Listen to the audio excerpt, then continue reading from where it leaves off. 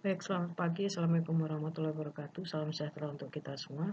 Jumpa lagi Bapak Ibu sekalian melalui Zoom meeting kali ini. Dan pagi hari ini tentunya yang terhormat Pak Deputi, Pak Baseng, Bu Ervi, beserta jajarannya, dan Bapak Ibu peserta PKN tingkat 1 tahun 2020 angkatan ke-44.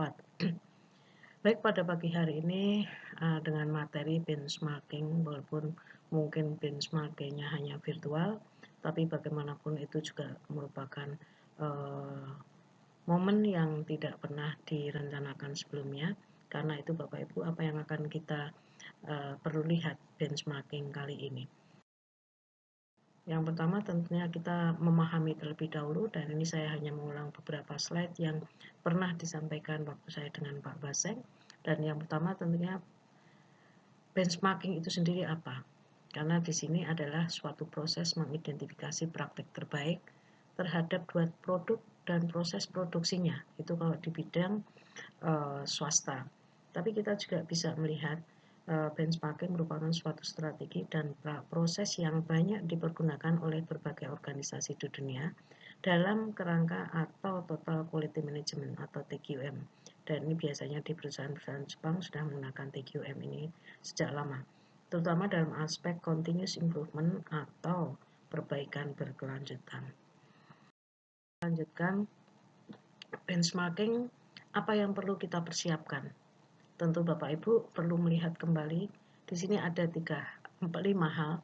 Tentukan apa yang Bapak Ibu inginkan untuk benchmarking, apakah itu kebijakan, ataukah itu kinerja organisasi, kinerja kebijakan, dan mungkin dalam hal pengambilan keputusan.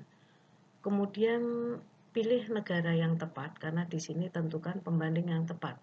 Hal tersebut biasa dinamakan dengan Key Performance Indicator atau indikator kinerja utama. Contoh misalnya penguatan kapasitas SDM, apakah itu bisa di bidang pengawasan, faktor pengungkit daya saing, kebijakan publik, dan seterusnya, tergantung nanti negara yang akan dipilih. Kemudian juga pastikan bahwa pembandingan yang Bapak Ibu lakukan itu sebanding. Kita melakukan dengan cara menentukan daerah dalam suatu jaringan misalnya, yaitu kita melihat beberapa institusi organisasi yang ada di negara di mana yang sudah dipilih Bapak Ibu. Contoh misalnya membandingkan sebuah BUMN misalnya di Sydney, misalnya terkait dengan Human Capital Development atau pola pengembangan SDM di sana itu seperti apa. Kemudian juga misalnya di sana ada UKM bagaimana, atau di Korea, dan seterusnya. Selanjutnya juga kumpulkan berbagai macam data secara independen dan pastikan itu konsisten. Dan kita melakukannya secara otomatis, mengumpulkan dan memetakan data Bapak Ibu ke dalam akun grafik standar. Kemudian terakhir tentunya membuat laporan yang telah disesuaikan dan bermakna. Di sini Bapak Ibu diminta untuk membuat laporan yang tidak hanya mudah dipahami, tetapi juga menunjukkan kemajuan Bapak Ibu selama ini seperti apa. Kemudian tentunya apa yang akan Bapak Ibu dapatkan? Diharapkan dengan melakukan benchmarking secara efektif, maka Bapak Ibu akan dapat menjawab pertanyaan-pertanyaan di bawah ini dengan akurat. Misalnya kita melihat di mana sih posisi saya berada saat ini, atau bagaimana kondisi di Indonesia saat ini, baik itu instansi atau mungkin organisasi ataupun BUMN yang ada. Kemudian juga bagaimana tingkat daya saing kita di Republik ini. Kemudian selanjutnya juga bagaimana saya dapat mengembangkan organisasi saya dan dari mana saya harus memulainya. Tentu kita harus melihat bagaimana potret kondisi sekarang dari organisasi kita yang ada di Indonesia atau organisasi Bapak Ibu. Kemudian apakah langkah yang telah saya lakukan saat ini untuk mengembangkan organisasi saya telah bekerja dengan baik dan atau tidak. Nah, ini penting sekali, karena itu kenapa kita harus melihat kondisi sekarang dan kira-kira apa sih yang perlu dikembangkan dari organisasi saya.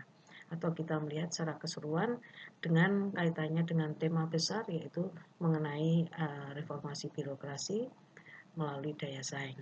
Nah, Bapak Ibu sekalian, selanjutnya bagaimana pelaksanaan benchmarking yang virtual ini? Tentu tetap sama, Bapak Ibu dalam satu kelas 40 orang akan dibagi dalam 4 kelompok. Seperti yang semula di Semarang 2 kelompok, di Jogja juga 2 kelompok. Dan di sini karena untuk melihat berbagai kemungkinan yang ada di negara lain, maka di sini ada kelompok 1 memilih 2 negara. Kelompok 2 memilih 2 negara. Kemudian di sini kelompok 3 ada 2 negara sampai dengan kelompok 4 juga 2 negara. Maaf, ini yang kelompok 1 ada 2 kali, seharusnya kelompok 2. Nah, di sini jadi masing-masing kelompok itu memilih 2 negara, tidak bebas untuk memilih negaranya, silahkan saja. Atau bisa dikaitkan dengan yang jelas dikaitkan dengan tema besaran untuk PKN 1. Soal informasi yang mau didapatkan, ingin didapatkan atau ingin dibandingkan, silahkan aja. Kemudian institusi yang dikunjungi. Tadi di atas sudah dijelaskan mengenai lokus negara bahwa 2 negara masing-masing kelompok. Jadi di sini ada 4 kelompok, berarti ada 8 negara. Itu minimal. Kemudian lokus instansi tentunya masing-masing negara kita mengambil 2 instansi. Apakah itu BUMN-nya atau dari segi pemerintahannya, silakan saja. Atau mungkin kalau di sana ada semacam industri-industri yang bisa dikaitkan dengan terhadap reformasi daya saing, ya silakan saja, bebas saja. Kemudian di sini kita perlu melihat bahwa Bapak Ibu juga diminta, walaupun itu benchmarking virtual, tapi Bapak Ibu diminta untuk membuat laporan benchmarking.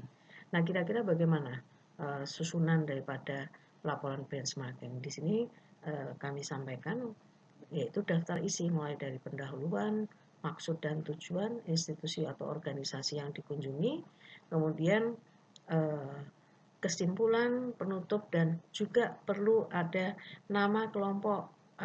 Misalnya kelompok 2 memilih negara mana. Nah, siapa saja anggotanya di kelompok 2 tersebut atau kelompok 1, 3, dan juga 4.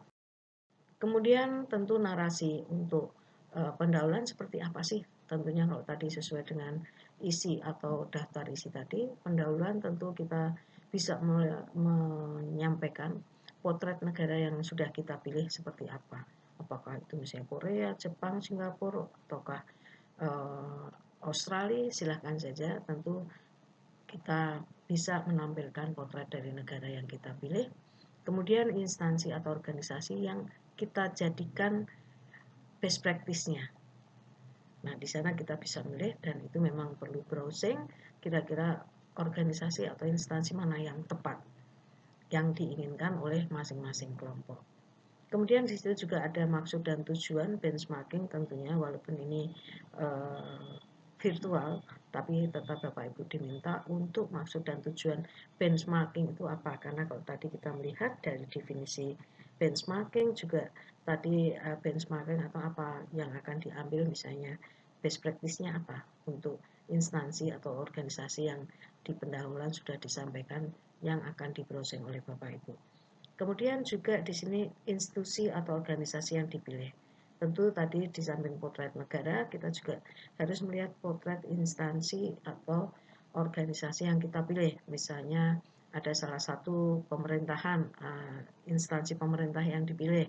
Kemudian satu lagi mungkin dari BUMN, atau mungkin juga ada dari pihak swasta, tapi intinya kita bisa melihat apa yang bisa kita gali, kita ambil best practice-nya dari masing-masing institusi yang kita pilih di dalam negara yang kita pilih juga. Kemudian tentunya kita bisa melihat, memotret lesson learn apa yang sudah Bapak Ibu dapatkan pada saat harus mengunjungi negara tersebut, terutama pada instansi atau organisasi yang sudah dipilih. Bapak Ibu, selanjutnya tentunya kesimpulan, dan ini diharapkan secara keseluruhan negara yang di-browsing. Nah, jadi misalnya untuk kelompok 1 milih negara mana, instansinya apa. Nah, itu bagaimana kesimpulan. Kemudian ada kelompok 2, kelompok 3, dan juga kelompok 4 masing-masing membuat suatu kesimpulan secara keseluruhan, sehingga nanti ini akan menjadi suatu laporan kelas di mana kelas tadi telah melakukan benchmarking virtual di mana saja dan bagaimana yang didapat dari hasil browsing ke beberapa negara yang sudah dipilih tadi. Dan terakhir tentunya penutup di sini tentu ada kesan apa sih pengalaman dengan browsing yang dilakukan secara virtual ini, dan ini tadinya namanya juga benchmarking tapi kok dilakukan secara virtual. Kira-kira apa pengalaman yang didapatkan? Apa percuma saja atau ternyata juga bisa benchmarking itu dilakukan dengan browsing. Kemudian juga lesson learned dari negara yang dikunjungi ini sebenarnya ini sama dengan yang tadi, hanya penutup di sini tentunya ada semacam hasil yang membandingkan apakah itu kondisi di Indonesia saat ini dengan negara yang kita browsing, tapi di situ ada perbandingan bahwa oh ya saya melakukan browsing di Korea, bagaimana sih sistem pengawasan dari Korea tadi terkait dengan misalnya institusi yang khusus mengawal yang berkecimpung di bidang pengawasan.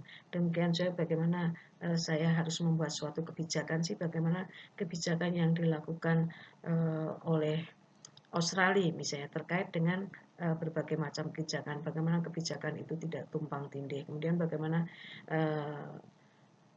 Korea, Jepang maupun Australia dimanapun Bapak Ibu memilih tentang pengembangan sumber daya manusianya. Nah demikian Bapak Ibu, dan terakhir tentunya perlu, walaupun ini hanya virtual tapi perlu disampaikan bahwa itu hasil kelompok 1, 2, 3 ataupun 4 dan juga di situ disebutkan juga siapa anggota kelompok dari masing-masing kelompok tadi. Nah, mungkin itu sekedar benchmarking yang bisa kami sampaikan.